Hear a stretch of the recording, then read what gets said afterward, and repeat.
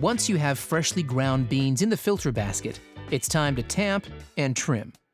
First, tap the portafilter several times and distribute the coffee evenly.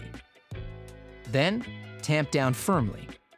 As a guide, the top edge of the metal cap on the tamper should be level with the top of the filter basket after the coffee is being tamped. Now, it's time to trim the dose. Insert the razor trimming tool into the filter basket until the shoulders of the tool rest on the rim of the basket. Rotate the razor trimming tool back and forth while holding the portafilter at an angle over a knockbox to trim off excess coffee grinds.